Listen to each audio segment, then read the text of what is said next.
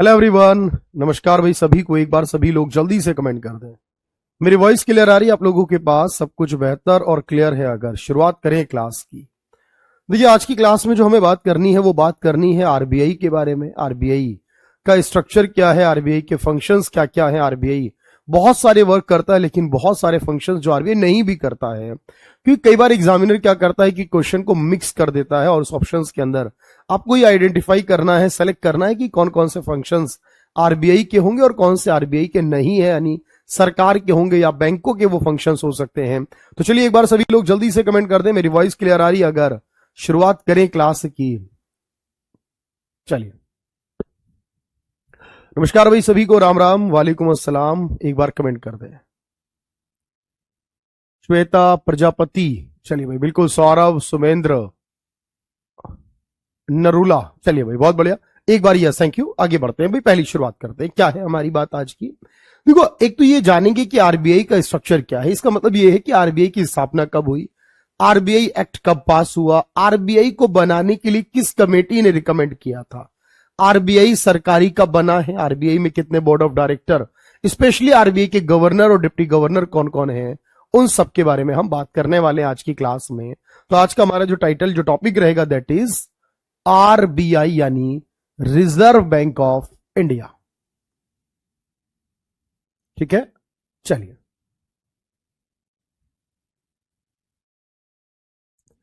RBI, देखो पहले मेरी बात ध्यान से समझना, फिर मैं आपको एक एक करके बात सारी और बताता हुआ चलूंगा।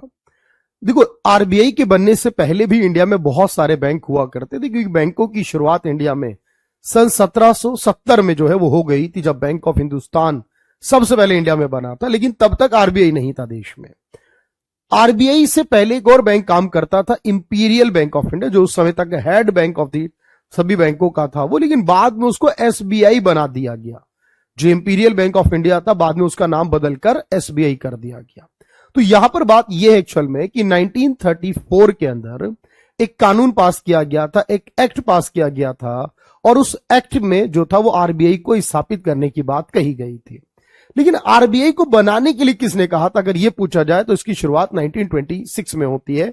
1926 में एक कमेटी बनी जिसके अध्यक्ष थे जॉन हिल्टन।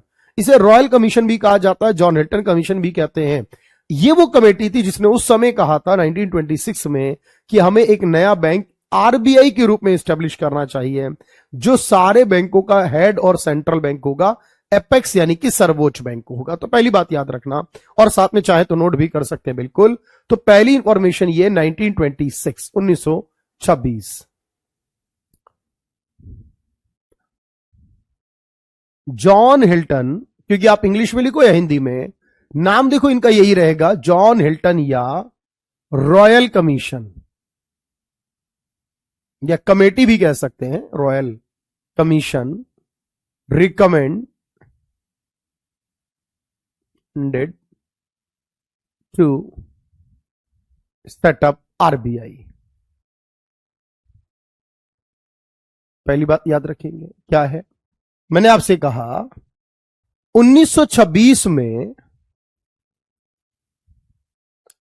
आरबीआई बनाने की सिफारिश, अब यहां पर आप इंग्लिश या हिंदी में नाम लिख सकते हो, किसने की थी? रॉयल या John Hilton commission.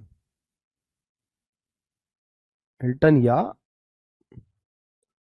Royal commission ने की।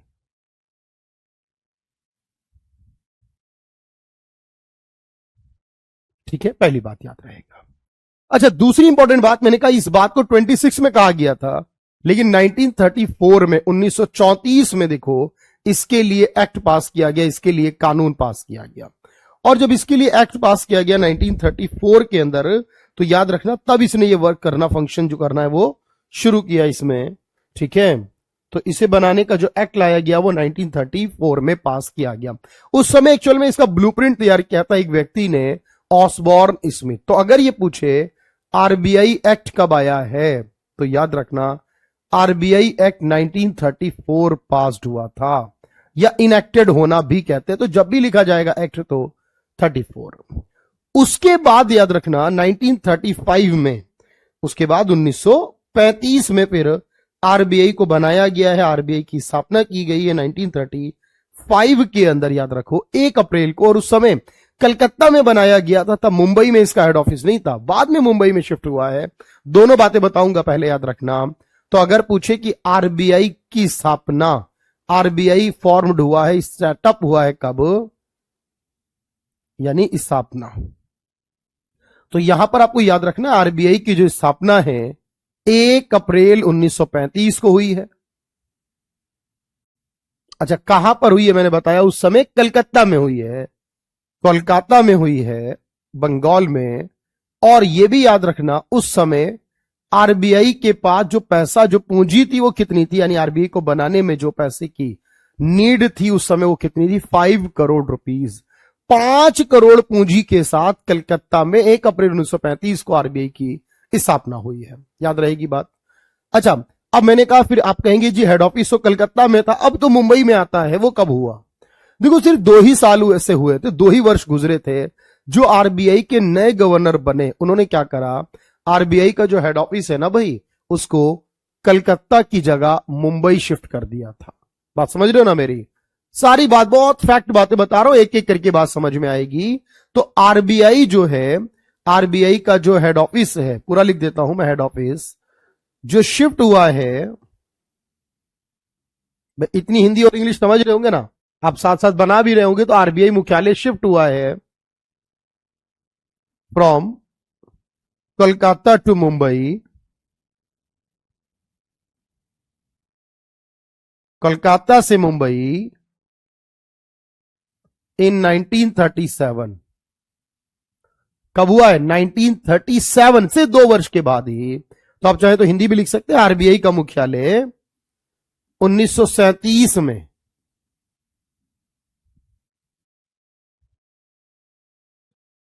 मुंबई शिफ्ट हुआ, या कलकत्ता से मुंबई हुआ, इसे शिफ्ट किया गया था। अच्छा, जब तक आरबीआई जो बना है ना, देखो आजादी से पहले क्योंकि बना था, तो आरबीआई हमारी भारत सरकार का नहीं था, आज भारत सरकार का है। आज पूरी तरीके से भारत सरकार के नियंत्रण में काम करेगा, यानी कि नियंत्रण का मतलब ये भारत सरकार ने इन्वेस्टमेंट किया, उसके लिए डिसीजन तो इंडिपेंडेंट ही लेता है बेसिकली। तो अगर ये सवाल, और मुझे लगता है ना ये सवाल पूरे आरबीआई चैप्टर का ना सबसे इंपॉर्टेंट होने वाला है, बात समझ रहे हो? जतिन भाई, बिल्कुल सर, आरबीआई ने पाकिस्तान के लिए भी कार्य किया है क्या? हाँ बिल्कुल, ये सवाल ऑलरेडी आया हुआ है एग्जाम में मेरे भाई, देखो मैं इसीलिए कह रहा हूं ना, है ना। चलिए बिल्कुल याद रखिएगा। तो 1937 में शिफ्ट हुआ, मैं आपको बताऊंगा आगे ना, बिल्कुल अभी रुक जाइए। तो आरबीआई जो नेशनलाइज्ड हुआ है, मतलब आरबीआई को सरकारी बनाया गया है। अब जानते हैं राष्ट्रीयकरण जब वर्ड यूज होता है तो सरकारी के लिए होता है, का राष्ट्रीयकरण हुआ है, सरकारी बनाया गया है। और ये राष्ट्रीयकरण यानी सरकारी बनाना, ये हुआ था 1 जनवरी 1949 को। 1 जनवरी 1949 को ऐसा हुआ था, 1 जनवरी। उससे पहले तक ये बहुत सारे शेयर होल्डर का इन्वेस्टमेंट था इसमें, लेकिन बाद में सरकार ने सभी का इन्वेस्टमेंट वापस कर दिया कि भाई किसी का इन्वेस्टमेंट नहीं चलेगा इसमें सिवाय भारत सरकार के। अब ये राष्ट्रीयकृत हो गया है, अब ये 100% गवर्नमेंट ऑफ इंडिया का हो गया है।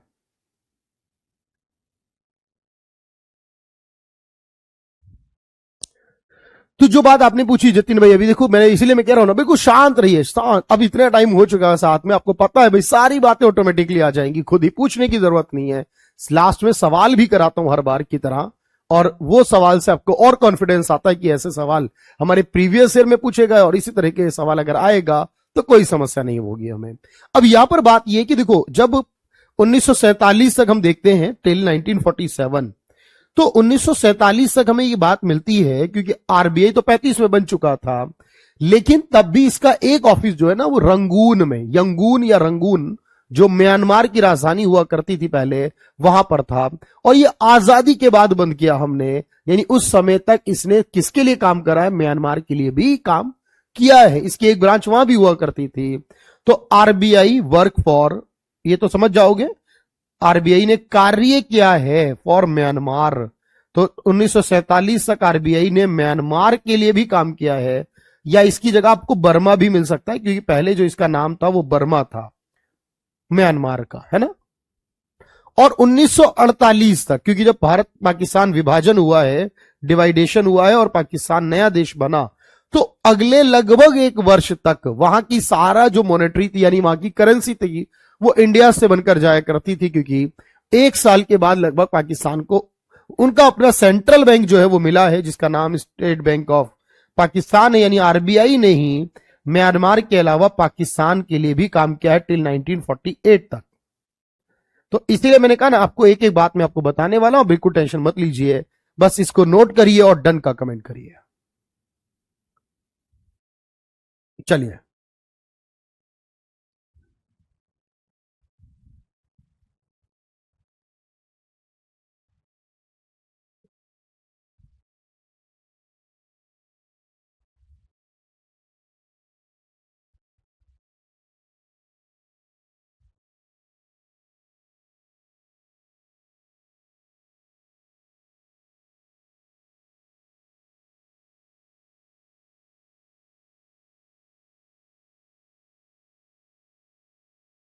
देखिए भाई, अच्छा इसके अलावा अगर मैं आपसे बात करूं तो एक और बात समझना। चलिए, सभी का डन आ रहा है, कमेंट कर रहे हैं, पिंकी बिल डन है यहां तक, चलिए ठीक है,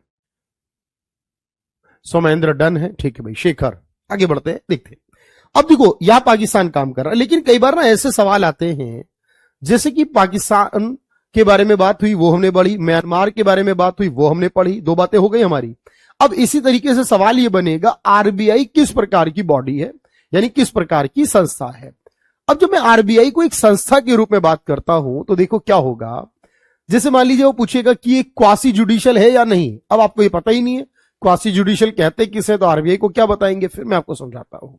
देखो, 4 बातें आपको याद करनी है इस बारे में। मुख्य तौर पर आरबीआई जो है, याद रखना, एक स्टैट्यूटरी बॉडी है, पहली बात। क्यों कहोगे ऐसा भाई, आपको ये पता होना चाहिए, स्टैट्यूटरी बॉडी यानी वैधानिक संस्था है। देखो, जब कोई चीज बनती है और उसको बनाने के लिए किसी प्रकार का कानून पास किया गया हो, जैसे कि आरबीआई एक्ट 1934 पास किया गया था, याद है आपको? आरबीआई एक्ट कौन से वर्ष में आया? 1934 में आया। तो ये कैसी बॉडी बन गई? Statutory body. जैसे हम कहते हैं ना, बहुत सारी संस्थाओं को लेकर ये बात करते हैं, इसका कानून एक्ट पास हुआ, तो एक्ट पास होने पे बनती है स्टैट्यूटरी बॉडी। ठीक, अच्छा दूसरी बात, क्या ये संविधान में है या नहीं? तो याद रखना, आरबीआई संविधान में नहीं है। संविधान का कोई आर्टिकल, कोई प्रोविजन, कोई शेड्यूल इससे रिलेट नहीं करता है, कोई बात इसमें नहीं की गई, तो ये नॉन कॉन्स्टिट्यूशनल बॉडी है। यानी संवैधानिक के बारे में पूछे जाए तो आप कहोगे गैर संवैधानिक है, संविधान में इस बारे में कोई बात नहीं की गई। अच्छा, गैर संवैधानिक है, ये संविधान में नहीं आती। अच्छा, इसके बाद ये पूछे अगर कि बताओ एडवाइजरी है या नहीं, सलाहकारी है या नहीं, तो आरबीआई बिल्कुल एक सलाहकारी, एडवाइजरी या कंसल्टेटिव बॉडी है। क्योंकि याद रखना, आरबीआई जो है वो सरकार को सलाह देने का काम करती है। किसको? एडवाइजरी या कंसल्टेटिव भी लगाते हैं इसके लिए, यानी सलाहकारी या परामर्शवादी। तो आरबीआई के बारे में देखो, मैं सारी बातें बिल्कुल क्लियरली बताऊंगा, सलाहकारी भी है ये। क्यों? क्योंकि सरकार को सलाह देती है। ये रेगुलेटरी बॉडी भी है, क्योंकि हमारे देश का पूरा जो बैंकिंग वाला सेगमेंट है, बैंकिंग और फाइनेंशियल वाला सेक्टर है, पूरा का पूरा रेगुलेट करना मतलब चलाना, नियम बनाना, कानून बनाना, प्रोविजन सेट करना, ये सब किसके हैं? आरबीआई के।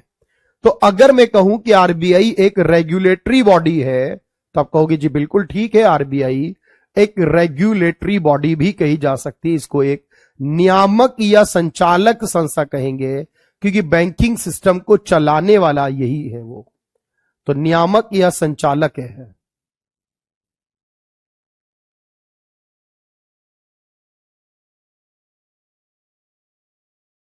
इसमें कोई समस्या नहीं है। अच्छा, अगर मैं यहां कहता हूं कि आरबीआई क्वासी जुडिशियल है, देखो क्वासी कहते हैं अर्ध न्यायिक, मतलब जो किसी पर जुर्माना, अब बार बार ये न्यूज सुनेंगे, आरबीआई ने इस बैंक पर नियम का उल्लंघन करने के कारण जुर्माना लगा दिया। अब जिस पर जुर्माना लगा सकते हो उसे क्या कहते हो? जो जुर्माना लगा सकती है, यानी संसद को अधिकार है, उसे कहते हैं क्वासी जुडिशियल बॉडी। तो आरबीआई के बारे में अगर यह पूछा जाए कि ये क्वासी जुडिशियल है या नहीं, तो याद रखना इसे अर्ध न्यायिक कहते हैं, क्योंकि ये जुर्माना लगा सकती है। तो ये कैसी है? ये अर्ध न्यायिक संस्था है। तो यही है, ये एक अर्ध न्यायिक है, जुर्माना बिला, मतलब स्टैट्यूटरी है, नॉन कॉन्स्टिट्यूशनल भी है, एडवाइजरी भी कह सकते हो, रेगुलेटरी भी है और क्वासी जुडिशियल, सब कुछ है। अब सोचो ना, मैं एक भी बात नहीं छोड़ रहा हूं इसके अंदर आपसे, क्यों? क्योंकि एग्जामिनर जहां तक जा सकता है हम वहां तक पहुंचेंगे। बढ़िया, अब मैं आपको और बात समझाता हूं, ध्यान से सुनना। तो एक बात तो देखो ये पूछ ली जाती है कई बार इसके बारे में। अच्छा, एक बात ना ये भी आ जाती है, हम देखते हैं कि जैसे आरबीआई है, आपने देखा होगा, आया हुआ सवाल है एग्जाम में, आरबीआई में एम्बलम क्या है? मतलब जैसे आरबीआई को देखते तो उसका प्रतीक चिन्ह नजर आता है। जैसे कहीं भी आरबीआई की मोहर लगती है तो क्या दिखता है? उसमें एक पेड़ छप जाता है और एक टाइगर बना होता है, ये उसका एम्बलम है, प्रतीक चिन्ह है। आरबीआई का म्यूजियम कहां बना है पूछ लेगा, आरबीआई के ऑफिस कहां कहां है ये पूछ लेगा, ऐसे बहुत सारे सवाल हैं। देखो मैं आपको समझाता हूं एक एक करके बात।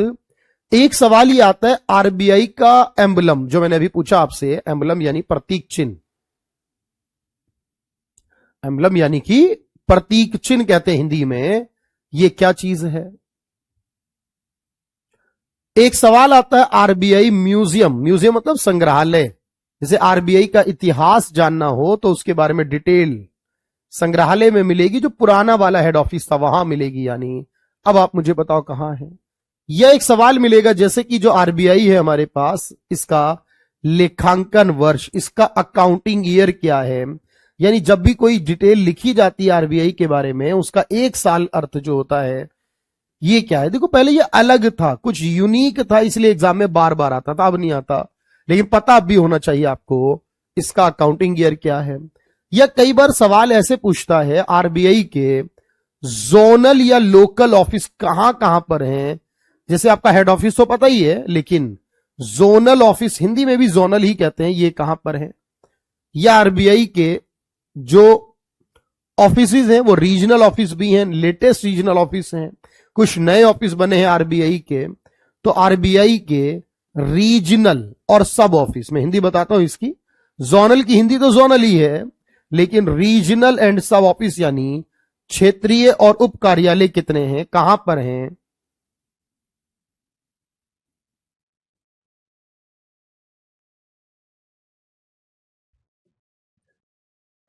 क्षेत्रीय व उप कार्यालय कहां पर बने और कितने बने हैं। या इसके अलावा पूछ लेता है, जो आरबीआई हमारे पास है इसके अंदर एक स्टाफ कॉलेज भी बना हुआ है। आरबीआई का अपनी एक अकेडमी, एक स्टाफ कॉलेज बना हुआ है। तो आरबीआई स्टाफ कॉलेज कहां पर है? स्टाफ कॉलेज यानी जब कोई भी आरबीआई में रिक्रूट होता है बेसिक तौर पर, तो उसके लिए एक स्टाफ कॉलेज। अब ये जो फैक्ट बातें हैं, बिल्कुल बिल्कुल फैक्ट, अच्छे अच्छे नोट्स बनाइए, साफ साफ नोट्स बनाइए। तो अगर प्रतीक चिन्ह पूछता है तो मैं कहूंगा टाइगर एंड पाम ट्री, या टाइगर अंडर पाम ट्री भी बोलते हैं इसे, कि एक पेड़ बना और एक टाइगर बना है। अगर बात संग्रहालय, मैंने कहा पुराना वाला हेड ऑफिस जो कलकत्ता में था वही म्यूजियम बन चुका है।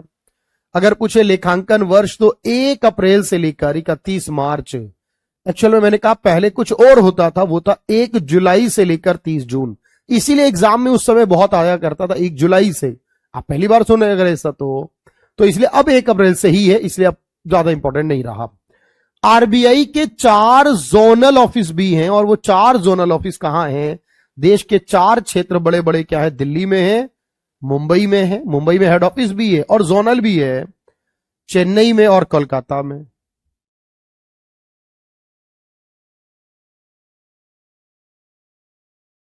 ये आरबीआई के जो 4 ऑफिस थे हेड ऑफिस के अलावा, इसे जोनल या लोकल ऑफिस कहते हैं, याद रखना। अच्छा, इसके अलावा देखो याद रखना, आरबीआई जो है हमारा, उसके अंदर बहुत सारे हमारे कुछ रीजनल एंड सब ऑफिस भी हैं, और जो हमारे पास कुल ऑफिस की संख्या वो 33 हो चुकी है। और अगर हम उसमें लेटेस्ट के बारे में बात करें, कुछ अपडेटेड के बारे में बात करें, तो अभी जो लेटेस्ट है, अपडेटेड है, उसमें जैसे जो लेटेस्ट बने हैं उसमें एक कोहिमा में बना है, नागालैंड में आता है कोहिमा, पढ़ते हो इस बारे में, एक कोहिमा में बना है, और एक ईटानगर जो कि अरुणाचल प्रदेश में आता है वहां पर बना है। 31, 32, 33 और अब शायद 34 हो चुका है। एक बार में इसके लिए क्रॉस वेरीफाई कर लेते हैं भाई, क्योंकि ये जरूरी है जानना कि भाई आरबीआई का रीसेंट जो लेटेस्ट बना है वो कौन से नंबर का है।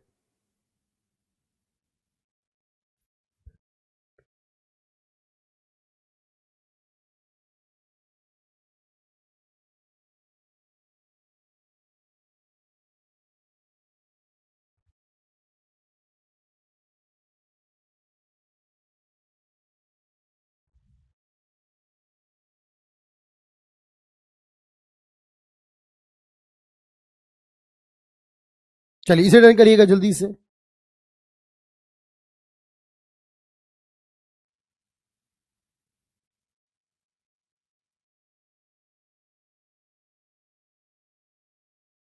तो ये नया ऑफिस, नया सब ऑफिस बना है ये।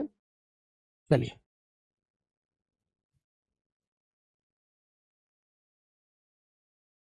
फिलहाल इसका नंबर चाहे जो भी हो वो इतना इंपॉर्टेंट नहीं है। इंपॉर्टेंट है कि हाँ रिसेंटली ईटानगर गुजरात में जो सॉरी अरुणाचल प्रदेश में जो है ये बनाया गया है।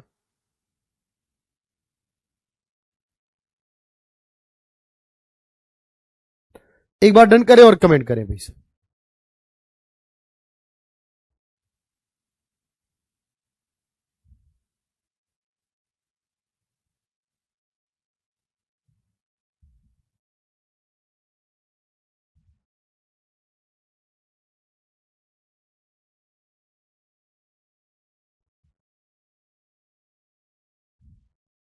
चलिए आगे बढ़ते हैं सर अगले पॉइंट की तरफ। अब मैं आपको बताता हूं, देखो क्या है।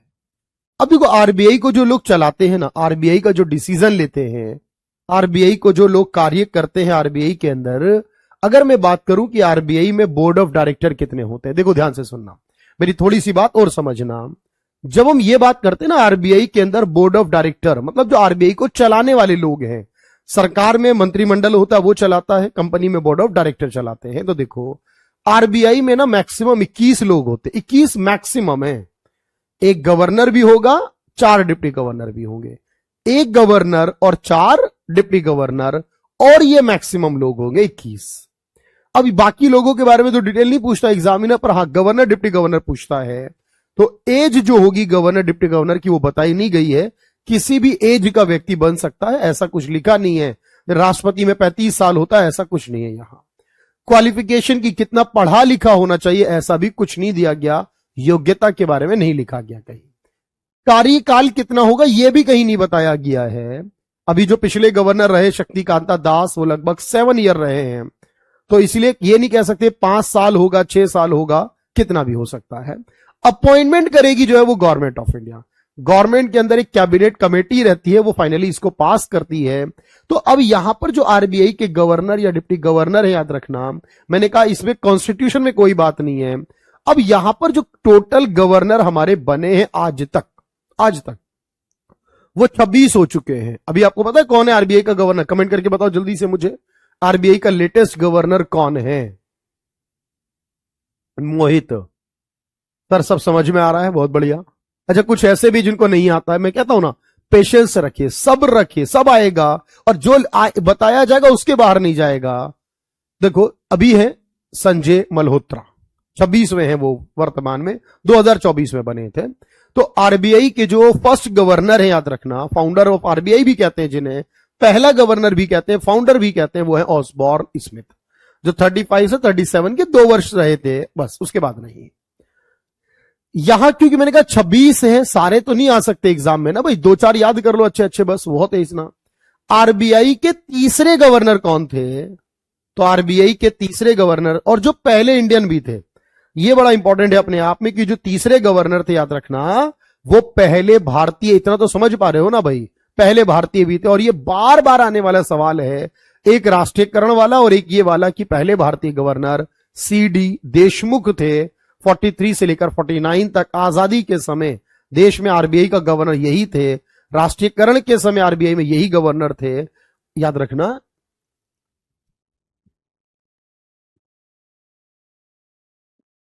ये हमारे पहले भारतीय गवर्नर थे। अगर मैं बात करूं आरबीआई के चौथे गवर्नर कौन थे, क्योंकि ये सबसे ज्यादा समय रहे थे। अब देखो जरा इनका समय लगभग 7 साल से 8 साल के बीच में आ रहा है, तो ये कहना कि 5 साल के लिए अधिकतम होता है तो प्रूफ ही नहीं हो रहा। फिर लॉन्गेस्ट टेन्योर जो रहता है वो हमेशा आरबीआई गवर्नर में अब तक जो रहा है वो बेनेगल रामा राव, ये नाम याद करना बस। मनमोहन सिंह जी भी हमारे आरबीआई के गवर्नर रहे और ये पूछा गया एग्जाम में कि कौन से थे, 15वें नंबर के गवर्नर थे और एकमात्र ऐसे प्रधानमंत्री हैं जो गवर्नर भी रहे हो, वो डॉक्टर मनमोहन सिंह। 16वें गवर्नर सबसे कम समय तक रहे हैं, पर पिछला वाला नहीं हुआ है भाई। अभी लिखवाऊंगा मैं, अभी बात कर रहा हूं आपसे, समझो। अभी शॉर्टेस्ट टेन्योर यानी करीब 20-21 दिन तक गवर्नर रहे हैं वो है अमिताभ घोष 1985 में। फिर नए गवर्नर आ गए थे, ये क्योंकि ये डिप्टी गवर्नर से अब प्रमोट हुए थे गवर्नर, तो इनको कुछ दिनों बाद नॉर्मली हटा, एक्टिंग थे ये एक तरह से। 24वें गवर्नर जो थे वो आपके पास रहे थे कौन, उर्जित पटेल 2016 से 18 तक। उसके बाद जो गवर्नर बने, याद रखना वो गवर्नर कौन थे, वो थे शक्ति कांता दास, और ये रहे 2024 18 से 2024 तक के लिए। लेकिन अब आप जानते हैं यहां एक नाम आपको और ऐड करने की जरूरत है, और वो ऐड करना होगा आपको आरबीआई के जो बिल्कुल लेटेस्ट में 26 में। वैसे आपको याद रखना है कोई भी महिला आज तक आरबीआई में गवर्नर नहीं बनी है। डिप्टी गवर्नर महिला बनी है, महिला डिप्टी गवर्नर बनी है, लेकिन कोई भी गवर्नर जो है वो आपके पास महिला नहीं बनी है। दो बातें याद रखनी है। तो यहां पर 4 लोग अभी आरबीआई के डिप्टी गवर्नर भी हैं, लेकिन जब मुझसे पूछेगा आरबीआई के 26 गवर्नर, तब मैं कहूंगा संजय मल्होत्रा जो 2024 में 3 वर्ष के लिए चुने गए। लेकिन इसका मतलब यह नहीं है कि 3 साल का कार्यकाल होगा, अभी वो 3 वर्ष के लिए चुने गए हैं, लेकिन उनके कार्यकाल को आगे बढ़ाया जा सकता है, एक्सटेंड किया जा सकता है। तो अभी 2024 से ये ऑनवर्ड से, या फिर ये कहिए 2024 में बने हैं, और पूछे तो ये रखना फॉर 3 इयर्स। कितने वर्ष के लिए चुने गए फिलहाल ये 3 वर्ष के लिए चुने गए हैं। संजय मल्होत्रा है इनका नाम। क्लियर है बात यहां तक? चलो पहले इससे पिछली वाली स्लाइड को डन करना, फिर ये वाली स्लाइड करना। तो पहले आप इसे डन करिए और कमेंट करिए मुझे।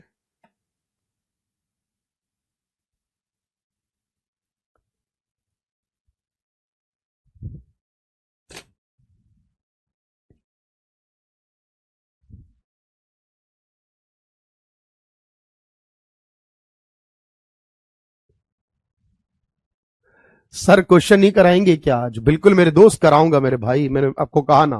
पहले पढ़ लो फिर कर लो, या बीच में कर लो अगर आपको चाहिए तो। मैं तो फाइल लेकर कर रखता हूं आपके लिए। पहले इसे डन करो एक बार, फिर बताता हूं। इसे डन करो। क्वालिफिकेशन के बारे में, टेन्योर के बारे में, कौन अपॉइंट करेगा ये याद रखना जरूरी है। और टोटल 21 लोग होते हैं, ये ध्यान रखना।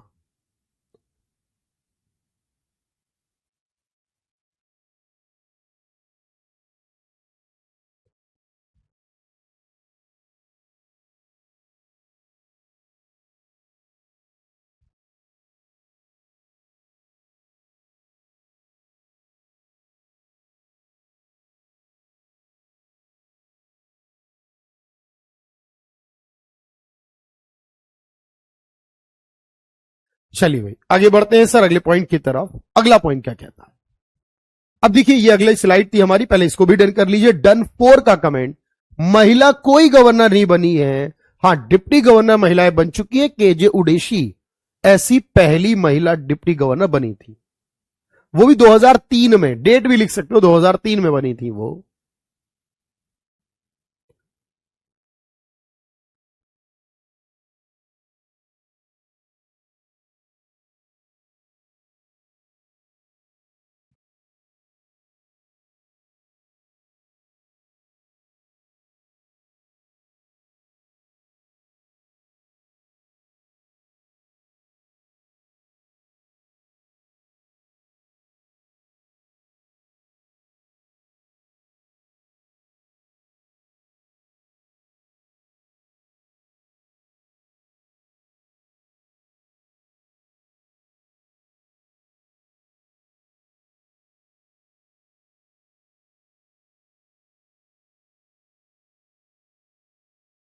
चलिए भाई एक बार यस का कमेंट कर दें, डन का कमेंट कर दें कि बात क्लियर है, कि बिल्कुल फैक्ट, एक एक फैक्ट क्लियर है। अभी संजय मल्होत्रा बन चुके हैं।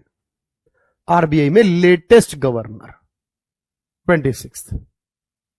अब देखो एक बात और समझना, एक बात इसके फंक्शन को लेकर आती है, फिर मैं आपको देखो क्वेश्चंस भी कराऊंगा। मैं आपके लिए सवाल लेकर ही आया हूं इसीलिए कि क्या क्या काम है आरबीआई के, क्या नहीं है, कौन से फंक्शंस करता है नहीं। जैसे कि देखो ये सवाल आया था, रिजर्व बैंक ऑफ इंडिया अधिनियम किस वर्ष में पारित हुआ, वर्ष में पारित हुआ है। स्थापना नहीं पूछी है इसने, अधिनियम पारित होना पूछा है, तो क्या जवाब दोगे? 1934 में पारित हुआ, स्थापना 35 में। आरबीआई के गवर्नर का पद संभालने वाले पहले भारतीय कौन थे, ये पूछा गया है। गवर्नर पहले तो सर ऑसबॉर्न स्मिथ, सर दूसरे सर जेम्स टेलर भी थे दूसरे नंबर के, पर पहले भारतीय का नाम सीडी देशमुख था। जैसे रिजर्व बैंक ऑफ इंडिया का राष्ट्रीयकरण कब हुआ, ये सब एग्जाम में पूछे गए सवाल है आपके, लेकिन क्वेश्चन की लैंग्वेज कितनी टिपिकल हो, आसान हो, पॉइंट एक ही होता है। अगर आप उस पॉइंट को ध्यान से कर लोगे तो काम बन जाएगा। 1949 में आरबीआई को नेशनलाइज किया गया, उसका राष्ट्रीयकरण किया गया। बात क्लियर होनी चाहिए। ऐसे और भी सवाल है, अभी तो आपने 3 सवाल किए, होपफुली समझ में आ गए होंगे। मैं बात जो कर रहा था वो ये है, आरबीआई क्या क्या काम करता है। देखो मैं आपको समझाता हूं, आरबीआई के बहुत सारे काम हैं, कोई एक काम नहीं आरबीआई के अंदर कि ये काम करता है आरबीआई, लेकिन मैं आपको फिर भी समझा रहा हूं, एक एक करके समझना। जैसे अगर ये कहा जाए कि आरबीआई जो है वो बैंकर्स बैंक है, तो आप क्या कहोगे, ये बात सही है या गलत है? तो आरबीआई को हम ये कहते हैं बैंकर्स बैंक, यानी आरबीआई क्या है? आरबीआई बैंकों का बैंक है। जितने बैंक हैं उन सब का बैंक, क्योंकि सारे बैंक अपने जमा आरबीआई में करेंगे, सारे बैंक लोन आरबीआई से लेंगे, तो बैंकर बैंक हो जाएगा। ठीक है।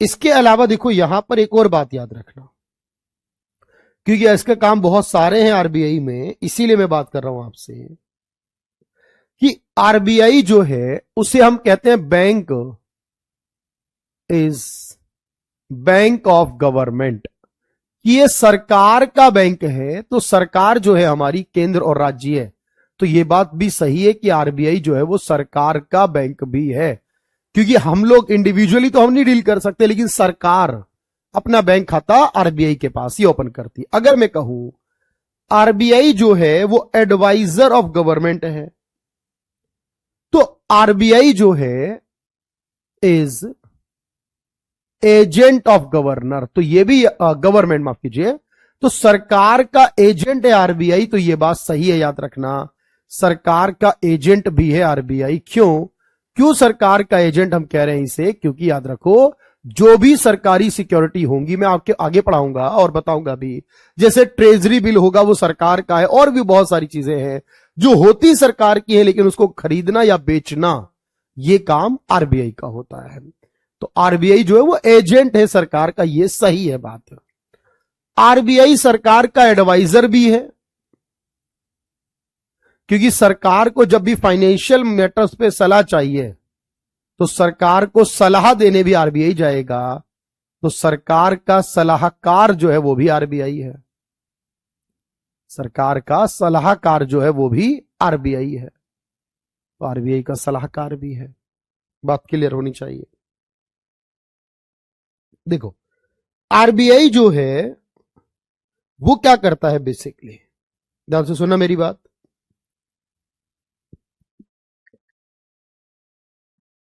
अब देखो जो भी करेंसी बनती है देश में, वो करेंसी बनाना किसका काम है? तो आपको याद रखना, ये बात मैं पढ़ाता भी हूं आगे, आरबीआई इशू करता है करेंसी। जो करेंसी है देश में, जो मुद्रा है, लेकिन याद रखना करेंसी में हम ये बात भी जानते हैं कि 1 रुपए का नोट जो है वो आरबीआई नहीं करता, और जो सिक्के है वो नहीं करता। ये बात हम अलग से क्लास पढ़ते हैं ना, जो मनी की, उसमें बात करते हैं। 1 रुपए का नोट और जो कॉइन्स होते हैं वो आरबीआई नहीं करता। लेकिन उसके अलावा जब भी ये पूछे कि देश में करेंसी कौन इशू करता है, तो हमेशा याद रखो हमारा जवाब होगा कि करेंसी इशू करना भारत में आरबीआई का काम है। तो आरबीआई मुद्रा जारी करता है, तो ये जारी करना भी किसका काम है? आरबीआई का। लेकिन याद रखना 1 रुपए का नोट व सभी सिक्के, क्योंकि सिक्के में चाहे कोई सा भी हो, सभी सिक्के छोड़कर सिक्का कोई सा नहीं होगा।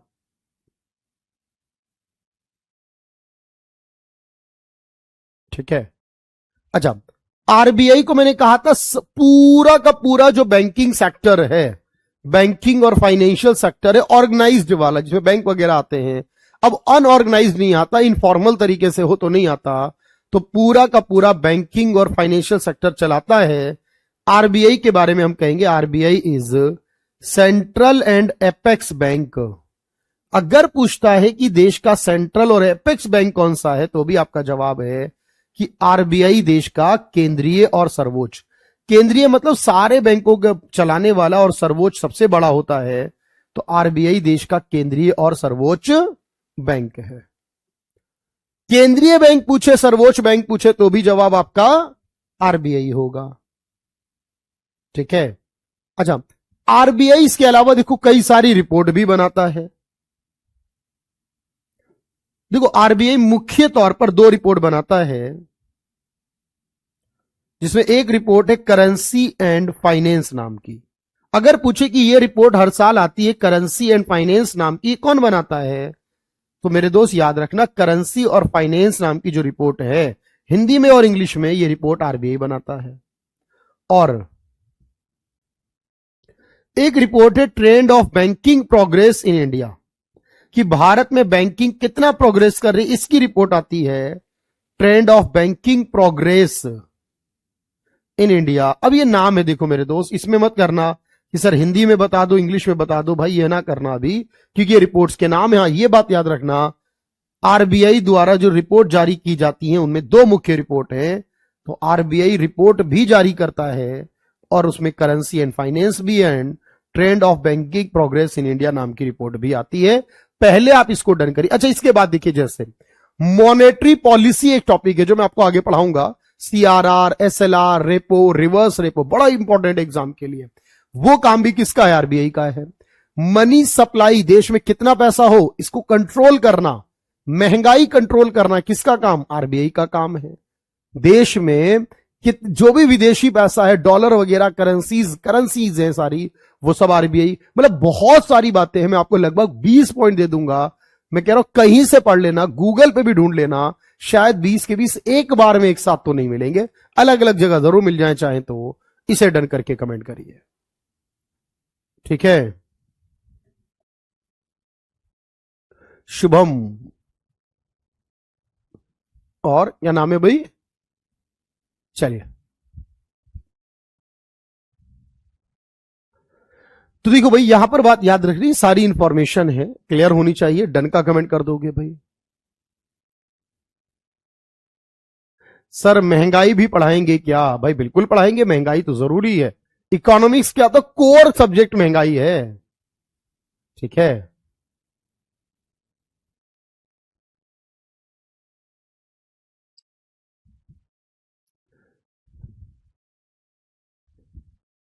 चलिए, अब देखो हम बात कर रहे हैं ये जारी। अच्छा, इसके बाद समझना, बिल्कुल आराम से समझना, मैं लिखवा रहा हूं आराम से, फिर क्वेश्चन भी कराऊंगा उसके बाद। जैसे ये है, आरबीआई बैंकिंग और फाइनेंशियल सेक्टर का रेगुलेटर, ये मैं पढ़ा चुका हूं इसलिए बोल रहा हूं, ये बात ठीक है बिल्कुल।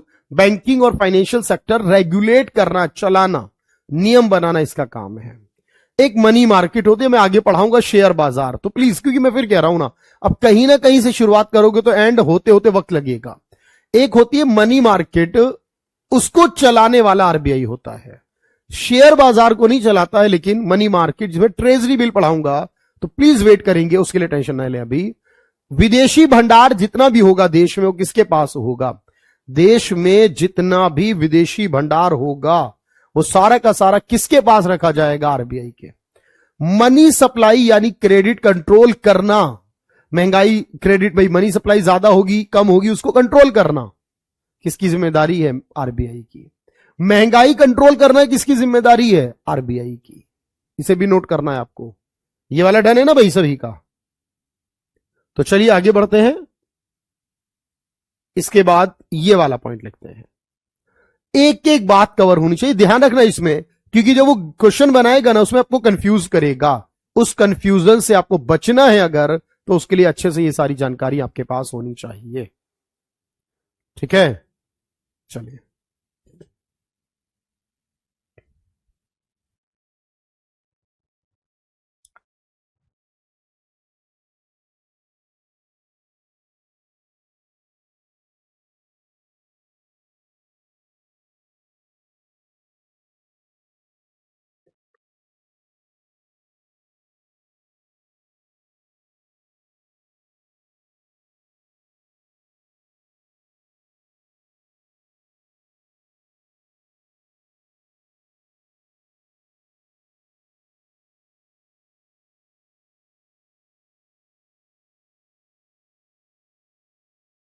बात क्लियर होनी चाहिए।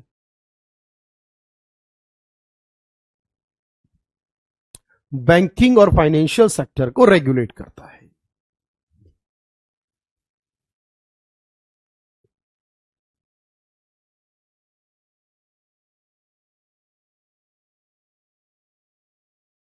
ठीक है, अब देखिए भाई, देखिए हमें करना यह है, हमारी इंपॉर्टेंट बात यह है सर, कि जब इनके बारे में बात की जाती है,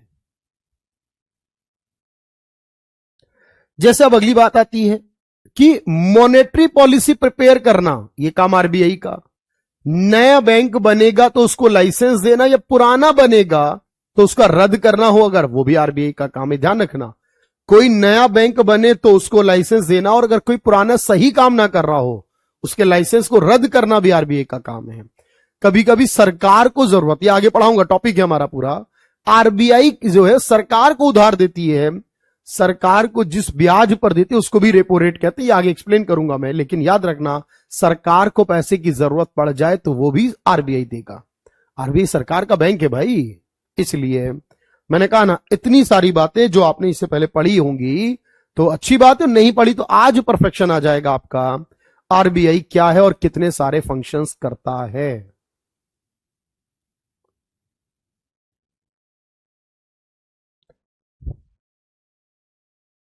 तो आरबीआई नए बैंक को लाइसेंस प्रोवाइड करने का भी काम करता है।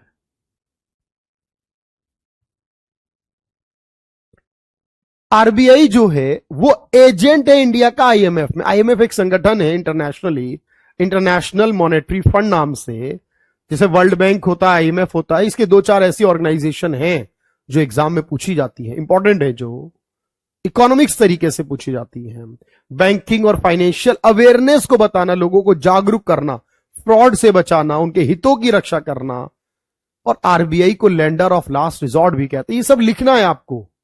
देखो ये मैं बताता हूं क्यों कहते हैं, पहले इसको समझना कि sir ways and means advance मतलब ये वो बात हो गई जब जब हमारी सरकार को, केंद्र या राज्य सरकार को पैसे की जरूरत होगी तो वो उधार देगा आरबीआई। इसे वेज एंड मीन एडवांस कहते हैं। क्लियर है बात? एक आखिरी बात और है, फिर प्रैक्टिस करेंगे भाई। एक लास्ट बात और है, उसके बाद फिर हम प्रैक्टिस करेंगे। क्या प्रैक्टिस करेंगे भाई उसमें? फिर हम प्रैक्टिस करेंगे इस बात की कि जनरली तौर पर जो हमारे पास है उसमें ये देखेंगे क्या क्या क्वेश्चन हमारे एग्जाम में आते हैं। जैसे, तो इसमें पहले याद रखना, आईएमएफ जो अंतरराष्ट्रीय संगठन वॉशिंगटन डीसी में, अमेरिका में हेड ऑफिस है, तो उसका जो एजेंट है वो आरबीआई ही होता है, भारत की तरफ से नहीं, वो रिप्रेजेंट करता है। फाइनेंशियल अवेयर करना, देखो टीवी पे एडवर्टाइज आते हैं बहुत सारे, आप देखा होगा कि फ्रॉड से बचना है आपको, कोई इस तरह के आपको ऑफर दे तो नहीं लेना है क्योंकि आप एक समझदार हैं, जागरूक हैं। ये सब आरबीआई करता है, उस क्योंकि कस्टमर का ध्यान रखना आरबीआई की जिम्मेदारी। अच्छा, एक आखिरी बात बड़ी जबरदस्त, ये वाली बात इंपॉर्टेंट है, ये बहुत बार आया एग्जाम में। आई थिंक आज की क्लास का राष्ट्रीयकरण, सीडी देशमुख पहले भारतीय गवर्नर के बाद सबसे इंपॉर्टेंट पॉइंट है ये वाला, लैंडर ऑफ लास्ट रिजॉर्ट। होता क्या है कि जनरली तौर पर जो बैंक है जब वो क्राइसिस में आते हैं, जब वो संकट में आते हैं ना बैंक, तो बैंक क्राइसिस में आने पर, संकट में आने पर उनको जो, उनकी जो इश्यूज हैं उनको ओवरकम करना, ये जिम्मेदारी जिसकी है वो आरबीआई है। तो RBI lender of last resort कहलाता है, यानी बैंक के उस संकट को दूर करता है ये, इस तरीके से। चलिए, होपफुली बात समझ में आ गई होगी। मैं अगले 5 मिनट में आपको सवाल और कराता हूं। आज इतना ही रखेंगे, आज की क्लास में इतना ही होगा भाई। अभी देखिए जरा ध्यान से, एक एक करके समझाइए, बताइएगा मुझे राइट आंसर इसका क्या होगा। जैसे यही सवाल है, चलो पहला सवाल ही यही ले लिया, देखते हैं। अंतिम उपाय का ऋणदाता क्यों कहा, इसे बताओ। किस वजह से कहा है आरबीआई को लेंडर ऑफ लास्ट रिजॉर्ट?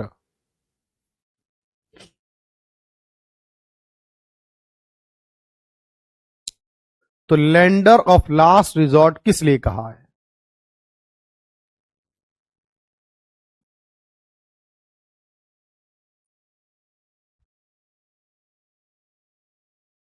तो आप कहोगे ऐसा कहा गया है क्योंकि ये बैंकों के क्राइसिस को, बैंकों के संकट को दूर करने में हेल्प करता है, उनको पैसा देता है।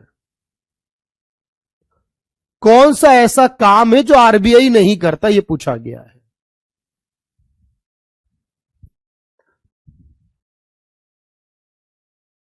आरबीआई जिस काम को नहीं करता,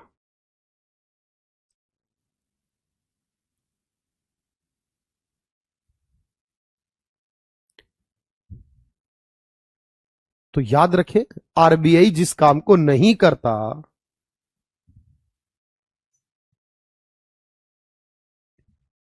वो है देश के बड़े कारोबार। देखो मैंने कहा छोटा या बड़ा कारोबारी कोई भी हो, व्यक्ति कोई भी हो, वो आरबीआई से डायरेक्टली लेन देन डील नहीं कर सकता। देश की सेंट्रल मॉनेटरी अथॉरिटी कौन सी है? देश की सेंट्रल मॉनेटरी अथॉरिटी जो है वो कौन सी है? जब हम बात करते हैं देश की सेंट्रल मॉनेटरी अथॉरिटी के बारे में, तब एक्चुअल में हम बात किसके लिए कर रहे होते? तब हम बात आरबीआई की कर रहे होते। मनी के मामलों की सबसे बड़ी अथॉरिटी तो यही है।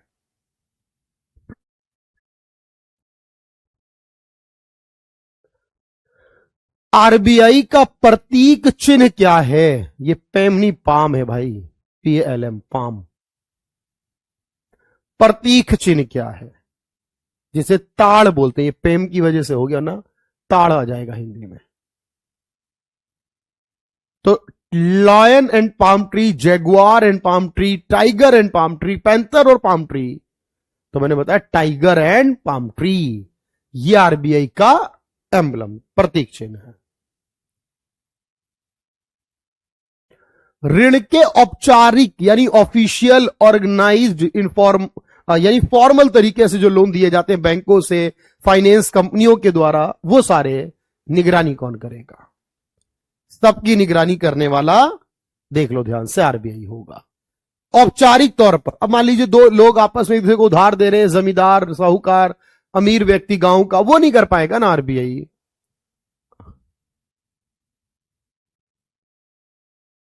अंतिम उपाय, ये सवाल ऑलरेडी हो चुका कि कारण भी बता दिया, फिर तो पता ही हो गया मुझे। तो ये काम आरबीआई के लिए आता है सर, ये बात आरबीआई के लिए आती है। तो भारत में कितना ऋण देना है, उसको कंट्रोल करना कितना है, यानी कितना उधार दिया जाए, क्योंकि महंगाई उसी से चलती है। ऋण कितना सर्जन करना है, क्रेडिट कितना क्रिएट करना है, इसका कंट्रोल किसके हाथ में है? आरबीआई के। जब ऐसे क्वेश्चन पूछेगा तो आपको बताना है भाई एक एक बात।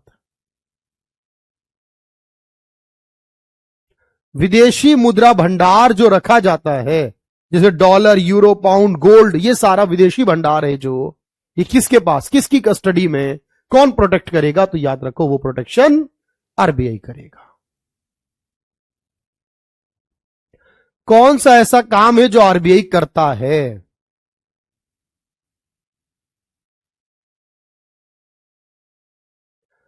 प्रोवाइडिंग लोन टू फार्मर, ये तो नहीं हो सकता। यूनिवर्सिटी का डिपॉजिट नहीं, बैंक संस्था कोई भी नहीं चले, आरबीआई या जो है वो बैंक से या सरकार से। हाँ, कंट्रोल करना, ध्यान, क्रिएट करना नहीं, कंट्रोल करना, कितना क्रेडिट होगा यानी कितना मनी सप्लाई क्रिएट होगी, इसे कंट्रोल करने की जो रिस्पॉन्सिबिलिटी, जिम्मेदारी है वो किसकी है? वो आरबीआई की होगी। ये है हमारी आज की क्लास, जिसमें मैंने आपको एक एक बात पूरे डिटेल से, पूरी इंफॉर्मेशन जो दी है। देखो आप जानते हो ना, मैं एक ही बात हमेशा कहता हूं, क्लास का एंड नहीं होता ना जब तक, अभी तो क्लास का एंड होता है तो ज्यादातर सवाल पॉइंट क्लियर होते हैं, अभी कुछ बातें रह जाती हैं। जैसे आज की क्लास में रह गई मनी मार्केट क्या है सर, ये नहीं, अभी आप बात पूरी हो पाई हमारी, मनी को लेकर अभी बात जैसे थोड़ी इसमें रह गई है, share money, repo rate, reverse repo rate को, अब क्या होगा जब तक सिलेबस पूरा नहीं होगा, अब इन सवालों के जवाब आपको अलग अलग चैप्टर में मिलेंगे, महंगाई के विषय में अलग चैप्टर में मिलेगा। तो इसीलिए हम कहते हैं ना भाई, सब्र करो, पेशेंस रखो, एफर्ट्स करोगे तो बहुत सारी चीजें मिलेंगी, और ये चीजें आपके लिए बहुत जरूरी है। आज के लिए हम इतना ही रखते हैं। Thank you everyone, thank you so much. मिलते हैं अगली क्लास में, फिर कुछ नया करते हैं।